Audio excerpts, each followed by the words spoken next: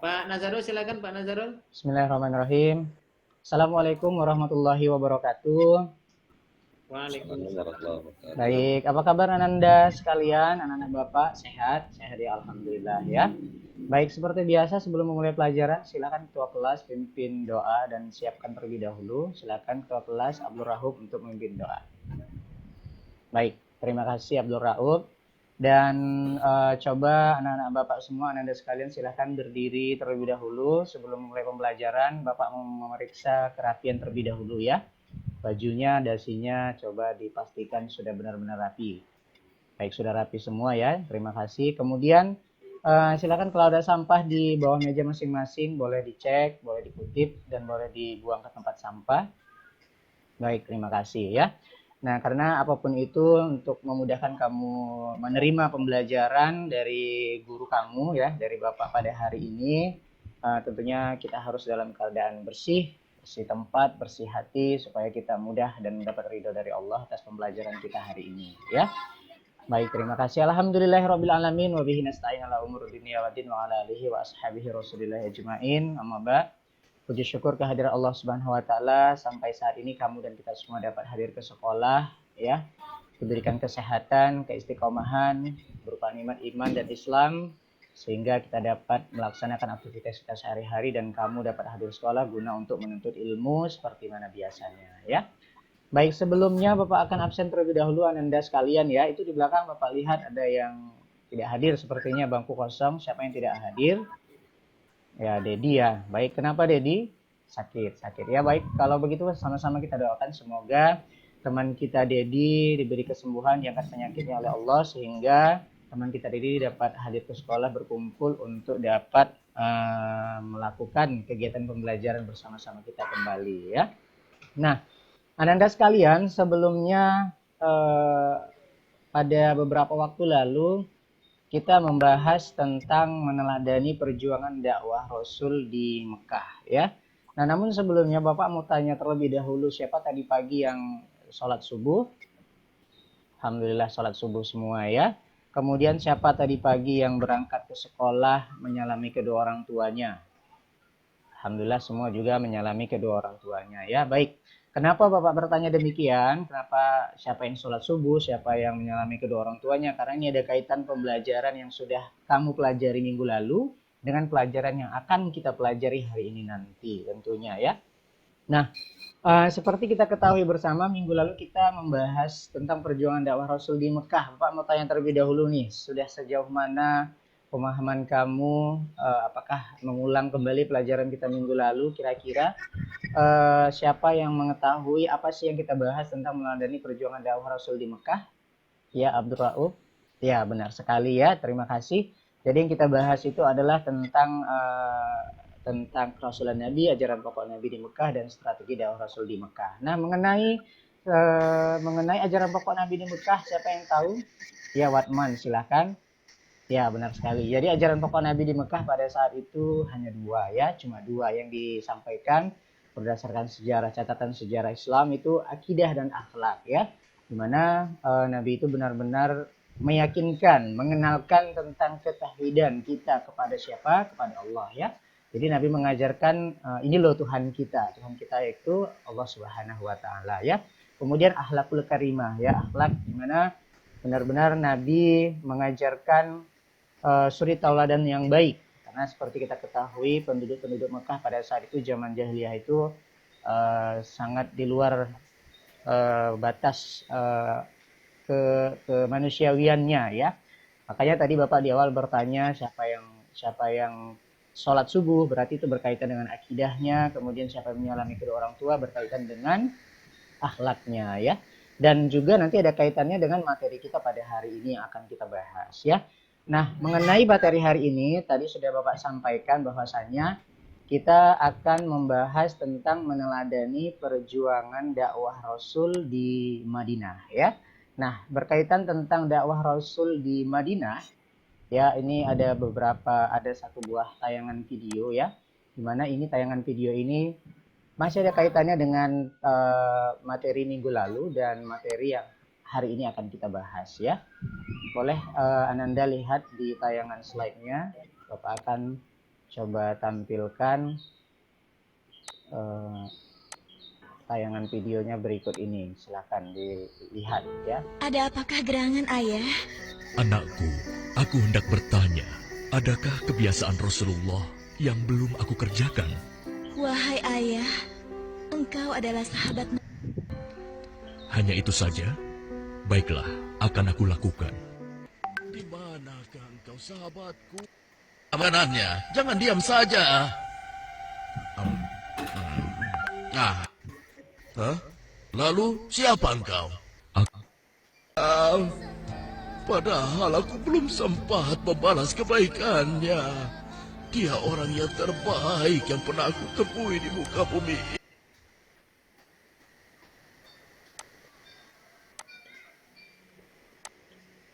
Nah, baik Ananda sekalian, itulah tadi tayangan video yang barusan kita saksikan bersama, di mana dari tayangan video yang kamu saksikan tadi adalah sebuah kisah ya, sebuah kisah teladan akhlak Nabi yang dicontohkan oleh beliau, di mana kepada seorang Yahudi buta ya, kakek Yahudi buta, di mana beliau itu setiap pagi Nabi Muhammad itu memberikan makanan kepada beliau ya.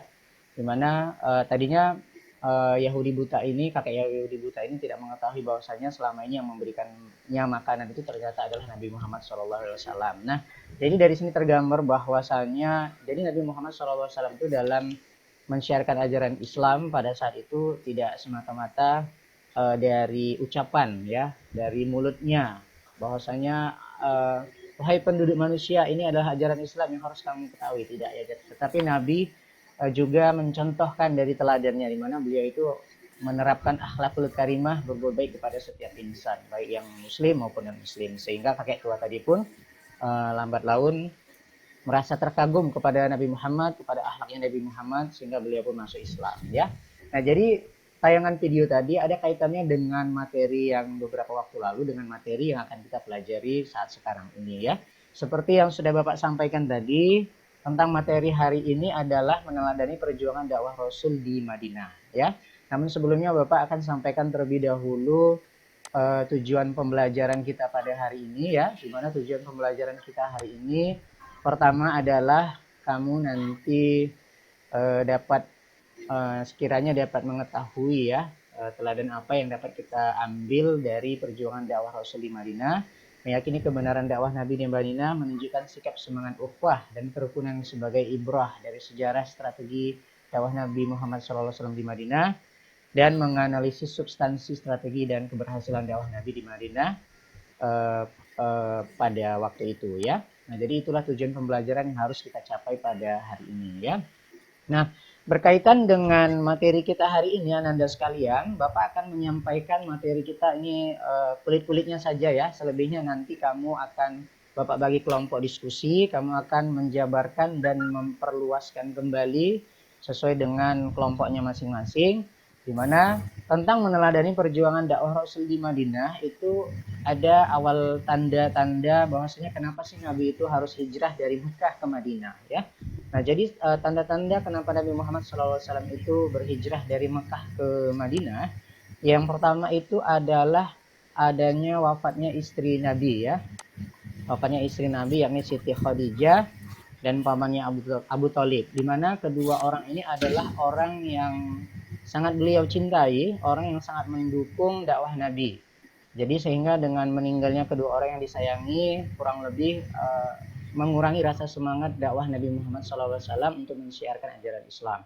Sehingga Nabi harus hijrah dari Mekah ke Madinah. Ya, itu yang pertama. Lalu yang kedua adalah adanya penduduk Madinah yang merasa sedih melihat Rasul ya, karena Rasul itu tengah mengalami seperti kesedihan. Jadi penduduk Madinah pun merasa sedih melihat kesedihan yang dialami oleh Nabi juga ya. Kemudian adanya 13 orang Madinah yang menemui Rasul di Bukit Aqaba untuk apa? Untuk memeluk Islam. Jadi kurang lebih bahwasanya di orang-orang yang ada di Madinah ini, jadi pada saat itu Nabi Muhammad masih di Mekah ya, Ananda sekalian ya. Kurang lebih penduduk-penduduk di Madinah pada saat itu mengetahui bahwasannya Nabi itu sedang mengalami kesedihan dan mengetahui juga bahwasannya ajaran Islam itu sudah tersebarkan di Madinah, di Mekah pada saat itu, sehingga ada beberapa 13 orang nabi yang menemui Nabi ke Mekah ya, untuk mengajak Nabi ke Madinah. Kurang lebih ya Rasul, kemarilah ya Rasul ke tempat kami, ke Madinah. Kami juga ingin diajarkan ajaran-ajaran Islam seperti yang telah engkau ajarkan di Mekah pada saat itu ya.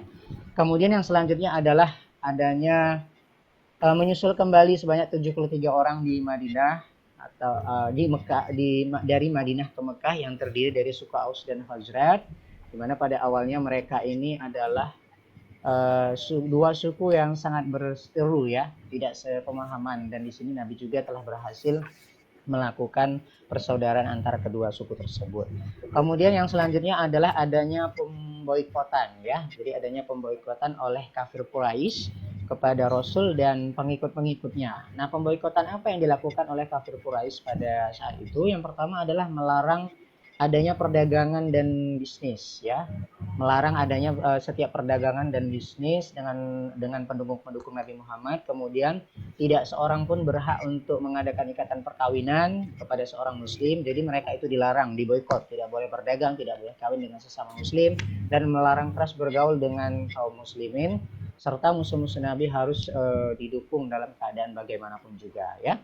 Nah, jadi inilah beberapa tanda-tanda ataupun awal mula kenapa sih Nabi Muhammad itu harus hijrah dari Mekah ke Madinah ya. Jadi inilah sekilas pemaparan materi yang Bapak sampaikan. Selebihnya nanti Ananda sekalian dapat mendiskusikan melalui diskusi kelompok. Namun sebelum itu Bapak akan memberikan beberapa LKPD ya. Silakan untuk pembagian kelompoknya, kelompok pertama nanti Abdul Rauf, kelompok 2 Watman, dan kelompok 3 Mas Juliana. Silakan ketua kelompok mengambil LKPD, karton dan spidol yang Bapak sediakan. Silakan diambil. Nanti kamu boleh menuliskan terkait materi yang telah ada Bapak berikan itu ya. Boleh kamu diskusikan. Bapak kasih waktu kurang lebih 20 menit untuk mendiskusikan tentang materi hari ini. Boleh kamu kembangkan sesuai dengan apa yang sudah Bapak paparkan tadi ya, karena yang Bapak paparkan tadi itu adalah hanya sebahagian saja, kulit-kulitnya saja ya gitu. Baik, terima kasih. Sudah siap nampaknya ya. Untuk kelompok pertama silakan langsung saja untuk presentasi, kelompok Abdul Rauf. Baik, terima kasih, bagus sekali penampilan presentasi dari Abdul Rauf, dan audiens atau rekan-rekan yang lain juga begitu antusias mendengarkan dan bertanya terhadap materi pemaparan dari kelompok 1. Selanjutnya kelompok 2 silakan Watman. Baik, terima kasih Watman atas presentasinya. Untuk Watman juga sudah cukup bagus, dan kelompoknya kiranya nanti dapat mengembangkan kembali terhadap materi yang disajikan lebih komunikatif lagi dalam mempresentasikan, agar audiens, agar teman-temannya dapat bersemangat untuk mendengarkan dan memahami apa yang kalian sampaikan ya. Baik, kiranya demikian Ananda sekalian. Untuk pembelajaran hari ini tadi kita sudah sama-sama menyampaikan tujuan pembelajaran kita. Bapak juga sudah menyampaikan kulit-kulit pembahasan apa sih yang akan kita bahas hari ini. Kemudian kamu juga sudah mempresentasikan dan sudah mengerjakan LKPD. Jadi setelah ini nanti kamu akan Bapak berikan post test ya. Bapak akan kirimkan melalui grup WA. Jadi boleh dikeluarkan handphonenya masing-masing. Silahkan kamu kerjakan. Bapak kasih waktu kurang lebih 5 menit untuk mengerjakan post testnya. Baik, terkait mengenai post test, ini sudah ada beberapa yang masuk. Silakan dikerjakan saja, dilanjutkan. Nanti akan Bapak kirimkan, akan Bapak share hasil daripada post test yang tengah kamu kerjakan. Nah, rangkaian pembelajaran hari ini sudah kita laksanakan, Ananda semua sekalian ya. Untuk itu kesimpulannya ada yang bisa menyampaikan, silakan. Ya, silakan Abdul Rauf. Ya, benar sekali ya. Jadi kesimpulan dari pembelajaran hari ini adalah bahwasannya setidaknya kamu dan kita dapat meneladani apa sih yang telah dilakukan oleh Nabi Muhammad SAW dalam mensyiarkan ajaran Islam dari Mekah ke Madinah, perjalanannya bagaimana, serta apa sih tanda-tanda yang membuat Nabi Muhammad itu harus hijrah dari Mekah ke Madinah, ya. Demikian untuk hari ini, silakan Ananda sekalian dibaca-baca kembali bukunya, dan untuk materi yang akan datang kita akan membahas tentang substansi dakwah Rasul di Madinah. Kamu baca-baca terlebih dahulu supaya pembahasan minggu depan kamu dapat mudah memahami apa yang Bapak sampaikan. Untuk itu sama-sama kita ucapkan hamdalah, alhamdulillahirabbil alamin. Kiranya lebih dan kurang Bapak mohon dimaafkan. Selamat untuk mengikuti kegiatan pembelajaran selanjutnya, dan jangan lupa tugasnya dikerjakan di rumah dan dibaca-baca kembali bukunya. Demikian akhirul kalam, billahi taufik wal hidayah. Assalamualaikum warahmatullahi wabarakatuh. Waalaikumsalam warahmatullahi wabarakatuh.